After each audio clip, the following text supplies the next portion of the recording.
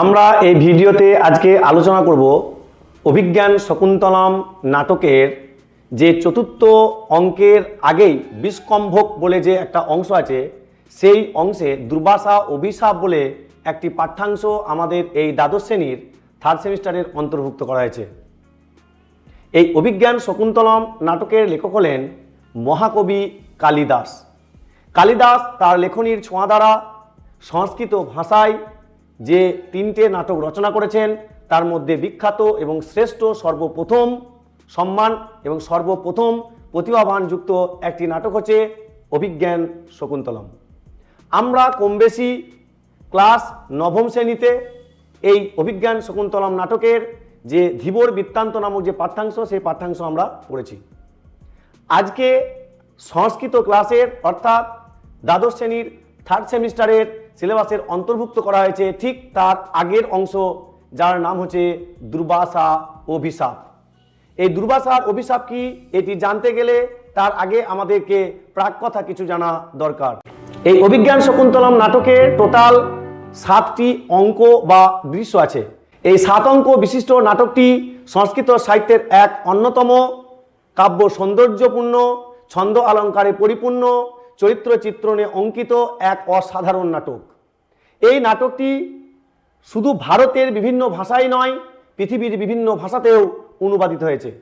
আজ আমরা এই ভিডিওতে এই অভিজ্ঞান শকুন্তলম নাটকের সেই দুর্বাসা অভিশাপ অংশটি, অর্থাৎ তৃতীয় অঙ্কের পরে এবং চতুর্থ অঙ্কের শুরুতে যে বিষকম্ভক বলে যে একটা অংশ আছে, সেই অংশটার কয়েকটা শ্লোক আমরা আলোচনা করব। তার আগে বলে রাখি, যদি তোমাদের এই ভিডিও ভালো লেগে থাকে, অর্থাৎ এই ভিডিওর অন্তর্ভুক্ত প্রত্যেকটা বিষয় হেল্পফুল বলে মনে হয় বা সহযোগী ভিডিও বলে মনে হয়, তাহলে অবশ্যই ভিডিওতে একটি লাইক দিও এবং অন্যান্য বন্ধু বান্ধবীদের মধ্যে ভিডিওটি শেয়ার করো, যাতে তারাও সঠিক এবং সুন্দরভাবে গল্পের মাধ্যমে এই পাঠ্যাংশটি তারা জানতে পারে এবং বুঝতে পারে। আর এরূপ শিক্ষণীয় ভিডিও পেতে আমাদের এই আইএসপি তুফান খাদিম চ্যানেলকে সাবস্ক্রাইব করে রাখো। তাহলে চলো আমরা দেখে নিই আমাদের পাঠ্যের অন্তর্ভুক্ত সেই দুর্বাসা অভিশাপ নামক যে অংশটা, সেই অংশটার মধ্যে কি কি রয়েছে এবং তার কিছু প্রাক কথা। প্রথমত আমরা এই নাটকের প্রথমেই দেখতে পাই রাজা দুষ্যন্ত হস্তিনাপুর রাজ্য থেকে বেরিয়ে এসেছেন মৃগয়া শিকারে, অর্থাৎ হরিণ শিকারে। কোনো এক সময় তিনি একটা হরিণকে লক্ষ্য করে সেই রথে চেপে, যেখানে ছিলেন মাধব্য এবং বিদূষক সহ রাজা দুষ্যন্ত, হরিণকে ধাওয়া করতে করতে তারা এক সময় পৌঁছে যায় কর্ণের আশ্রমে, যখন পিতা কর্ণ আশ্রমে ছিলেন না। এমতা অবস্থায় আশ্রমের ঠিক প্রবেশদ্বারের আগেই বৈখানস নামক এক ঋষিপুত্র 2 হাত তুলে রাজা দুষ্যন্তকে হরিণকে বধ করতে বারণ করেছেন। কেননা এই হরিণটি ছিল অসহায়, নির্দয়, নিষ্পাপ এই কর্ণের আশ্রমের পালিত একটি হরিণ। বৈখানসকে বলতে শোনা যায় রাজার প্রসঙ্গে যে, কোথায় আপনার অগ্নি সমতুল্য বাণ, আর কোথায় এই তপবনে পালিত তুলোর সমতুল্য এই হরিণ বা মৃগয়ার শরীর। এরূপ কথা শোনার পর রাজা দুষ্যন্তের হৃদয়ে মমতা স্নেহ বশত সে বাণকে পরিত্যাগ করে, অর্থাৎ তীরধনু পরিত্যাগ করে এবং বৈখানসের কাছে জানতে পারে এটা সেই তপবনের আশ্রম। তাই তিনি এই তপবনের কর্তারূপে পিতা কর্ণের সঙ্গে দেখা করার জন্য একবার অনুনয় বিনয় করেন। তখন উনি জানতে পারেন যে পিতা কর্ণ বর্তমানে আশ্রমে নেই, উনি তীর্থে বাইরে গেছেন। এমতা অবস্থায় কৌতূহলবশত রাজা দুষ্যন্ত আশ্রম এবং আশ্রমবাসীকে পরিদর্শন করার জন্য রাজার ছদ্মবেশ পরিত্যাগ করে একজন ঋষিকুমারের ছদ্মবেশে তিনি তপবনের দিকে প্রবেশ করেন। এই তপবনে প্রবেশ করার পরেই উনি দেখতে পান গাছের আড়াল থেকে যেন এক ফুলের 3 পাপড়ির ন্যায় 3টি সুন্দরী রমণী তারা গাছের গোড়ায় জল দিচ্ছে। তিনি কৌতূহলবশত তাদের সঙ্গে সরাসরি সাক্ষাৎ না করে লুকিয়ে লুকিয়ে তাদের সেই সমস্ত ক্রিয়াকাণ্ড দেখতে থাকেন। হঠাৎ কোনো এক সময় জানতে পারা যায় যে কোনো একটি ভ্রমর অর্থাৎ মৌমাছি শকুন্তলার মুখের কাছে এসে যেন বারবার তাকে জ্বালাতন করতে শুরু করে। এমন সময় বাঁচাও বাঁচাও বলে চিৎকার করলে রাজা দুষ্যন্ত দেখলেন এই আমার সুযোগ নিজেকে প্রকাশ করার, তাই নিজেকে প্রকাশ করলেন শকুন্তলা, অনসূয়া এবং প্রিয়ঙ্বদার সামনে। সেখানেই তাদের কি হয়, পরিচয় হয় এবং রাজা প্রথম দেখাতেই শকুন্তলার প্রেমে প্রণয়ন হন। পরবর্তীকালে অনসূয়া এবং প্রিয়ঙ্বদার কাছে জানতে পারেন শকুন্তলার জন্মের বৃত্তান্ত, অর্থাৎ শকুন্তলা কোনো মানব গর্ভে জন্মজাত কোনো সন্তান নয়। পিতা হলেন বিশ্বামিত্র এবং মাতা হলেন অপ্সরা মেনকা।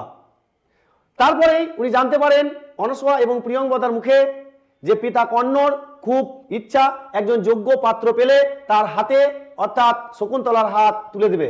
এই কথা শোনার পর রাজা দুষ্যন্তের মনে এক আশার সঞ্চার হয়। অতএব তিনি যাকে এতক্ষণ পর্যন্ত অগ্নিসমতুল্য ভাবছিলেন, স্পর্শের অযোগ্য ভাবছিলেন, যেন সে স্পর্শের যোগ্য এবং তাকে রানী রূপে গ্রহণ করা যাবে। এখানে একটা জিনিস বলা অবশ্যই দরকার, সবাই ভুল করে থাকে। রাজা দুষ্যন্ত তার আংটি কিন্তু প্রথমেই শকুন্তলাকে দিতে চায়নি। আংটি প্রথমে দিয়েছিলেন অনসূয়া এবং প্রিয়ঙ্বদাকে। কখন? যখন শকুন্তলা জল বয়ে বয়ে ক্লান্ত হয়ে পড়ে, তখন সেই জল ঋণ করে অনসূয়া এবং প্রিয়ঙ্বদার কাছে। সেই ঋণের পরিশোধ সমতুল্য রাজা দুষ্যন্ত শকুন্তলার হয়ে ওই তার নাম অঙ্কিত অর্থাৎ রাজা দুষ্যন্ত নামক নাম খোদাই করা আংটিটি অনসূয়া এবং প্রিয়ঙ্বদাকে প্রথমেই দিতে চেয়েছিলেন। অনসূয়া এবং প্রিয়ঙ্বদা যথেষ্ট শিক্ষিত ছিল, তারা বনবাসী হলেও শিক্ষিত। পিতা কর্ণ তাদেরকে যথার্থ সংসারী জীবন সম্পর্কে জ্ঞান দান করে বড় করেছেন। উনি দেখলেন লেখা আছে রাজা দুষ্যন্ত, তাদের মনে সংশয় হয় এ নিশ্চয়ই ঋষিপুত্র নয় রাজা দুষ্যন্ত। তখন রাজা দুষ্যন্ত তার কথোপকথনের ছলের মাধ্যমে বোঝালেন যে না, আমি কোনো রাজা নয়, আমি ঋষিপুত্র। কোনো এক উপকার্যের জন্য রাজা আমাকে এই আংটিটি উপহার দিয়েছিলেন। তারপরে অনসূয়া এবং প্রিয়ঙ্বদা সেই আংটিটিকে প্রত্যাখ্যান করেন। কি বলেন যুক্তিতে? না, কাউরি কোনো উপহার দেওয়া জিনিস কাউরির কাছ থেকে নেওয়া উচিত নয়। এটা অবশ্যই তোমাদের জানা উচিত। এর পরের ঘটনা আমরা কম বেশি সবাই জানি। তাদের মধ্যে প্রেম প্রণয় ঘটবে এবং প্রেম প্রণয় হয়ে যাওয়ার পরে তাদের মধ্যে একটা বিচ্ছেদ সৃষ্টি হবে। সেই বিচ্ছেদের পরেই একটা বিরহতেই আগমন করবে ঋষি, গোপন স্বভাবের ঋষি দুর্বাসা। এবং ঋষি এই দুর্বাসার প্রবেশের আগমন বার্তা শকুন্তলা বুঝতে না পারায় তাকে অভিশাপ দেওয়া হবে। সেই অভিশাপের প্রতিকার রূপে থাকবে আবার কি আংটি। এই ছিল আপাতত আমাদের দুর্বাসা অভিশাপের প্রাক কথা। এবার আমরা দেখে নেব আমাদের পাঠ্যের অন্তর্ভুক্ত সেই শ্লোকগুলোর মধ্যে কি কি বলা হয়েছে, যেখান থেকে আমাদের ফাইনাল পরীক্ষায় এমসিকিউ প্রশ্ন আসবে এবং যেন আমরা সমস্ত প্রশ্নের উত্তর দিতে পারি। তাই ভিডিও স্কিপ না করে সম্পূর্ণরূপে ভিডিও দেখার চেষ্টা করো। আর ভিডিও ভালো লেগে থাকলে অবশ্যই শেষে একটা লাইক দিয়ে যেও। কাহিনীর শুরুটা তাহলে কোথা থেকে হচ্ছে? যখন পিতা কর্ণ তার আশ্রমে অবর্তমান অবস্থায় অনসূয়া, প্রিয়ঙ্বদা এবং শকুন্তলা অতিথি সৎকারের সমস্ত দায়িত্বভার গ্রহণ করেছে এবং এদিকে শকুন্তলার সঙ্গে অলরেডি আমাদের রাজা দুষ্যন্তের প্রেম প্রণয় ঘটেছে এবং তারা গান্ধর্ব মতে বিবাহ সম্পন্ন করেছে। তারপর কি বলা হয়েছে দেখো, তারপর ফুল তোলার অভিনয় করতে করতে দুই সখীর প্রবেশ, অনসূয়া এবং প্রিয়ঙ্বদা। এখান থেকে একটা শর্ট প্রশ্ন আসতে পারে, শকুন্তলার দুই সখীর নাম কি? তাহলে দুই সখী কে হলো? একটা অনসূয়া আর একটা হচ্ছে প্রিয়ঙ্বদা। যদিও গান্ধর্ব বিবাহ বিধিতে হিন্দু বা সনাতনী ধর্মমতে বিবাহের প্রকারভেদ হলো 8টি, অর্থাৎ 8 প্রকার বিবাহ। তার মধ্যে একটি বিবাহ হচ্ছে গান্ধর্ব বিবাহ। এই বিবাহ এক অভিশপ্ত বিবাহ। গান্ধর্ব বিবাহ কাকে বলে? পিতামাতা বা গুরুজনদের সম্মতি না নিয়ে স্বইচ্ছায় গুরুজনদেরকে অবজ্ঞা করে বিবাহ করার নাম হচ্ছে গান্ধর্ব বিবাহ। তাই এই গান্ধর্ব বিবাহকে এক অভিশপ্ত বিবাহ রীতি বলে মেনে নেওয়া হয়। সম্ভবত এই বিবাহ রীতি যক্ষদের ক্ষেত্রে, কিন্নরদের ক্ষেত্রে হয়ে থাকতো।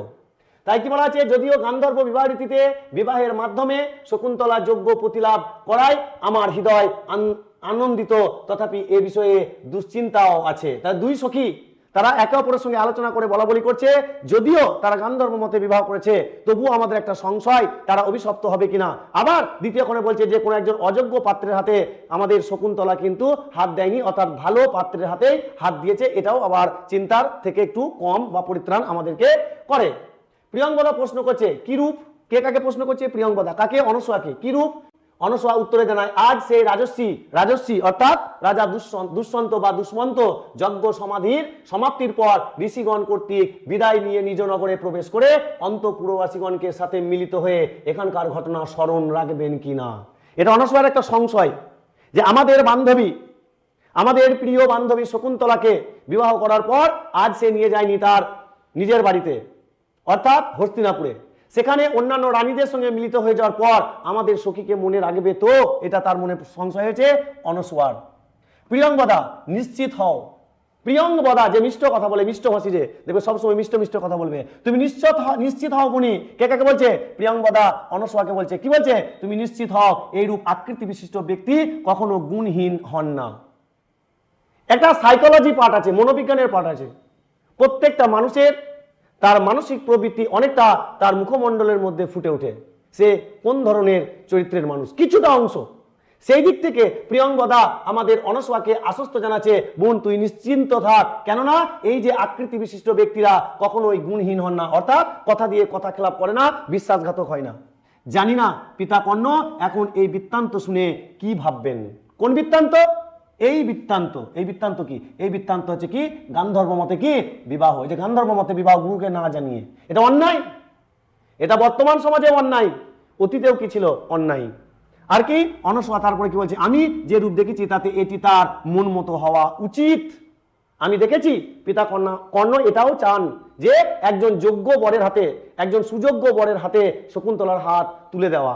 অতএব যেহেতু পিতা কর্ণের এটা মানুষ কামনা, তাহলে যে কাজ ভগবান ভাগ্য দেবতা স্বয়ং নিজে করছে, সেখানে আমাদের পিতা কর্ণের কোনো আপত্তি থাকার দরকার নেই। প্রিয়ংবদা কিভাবে? অনস্বর পিতার প্রথম ইচ্ছা এই যে গুণবান পাত্রকে কন্যা দান করতে হবে, তা যদি দৈব সায়ত করেন তাহলে গুরুজন অনায়াসে তা কৃতার্থ হন। গুরুজনদের বেশি ঝুটঝামেলা থাকলো না। প্রিয়ংবদা ফুলের সাজি দেখে সখী পূজার জন্য যথেষ্ট ফুল তোলা হয়েছে। অনস্বর ওগো প্রিয় সখী, শকুন্তলার সৌভাগ্য দেবতার অর্চনা করতে হবে। অর্থাৎ এখানে যে ফুল তোলা হয়েছে সেটা পরীক্ষায় আসতে পারে। ফুলটা নিয়ে কি করা হবে? অর্থাৎ আমাদের শকুন্তলার ভাগ্য দেবতার উদ্দেশ্যে কি করা হবে? যজ্ঞ করা হবে বা পুজো অর্চনা করা হবে। পিতা কর্ণও নেই আশ্রমে, তিনি কিসে গেছেন? সোমতীর্থে গেছেন। কার সোমতীর্থের জন্য? এই শকুন্তলার যজ্ঞ বরের জন্য সোমতীর্থে গেছেন। এই হচ্ছে আমাদের আপাতত প্রথম যে পার্ট 1 যে শ্লোক, সেই পার্ট 1 এর বঙ্গ অনুবাদ।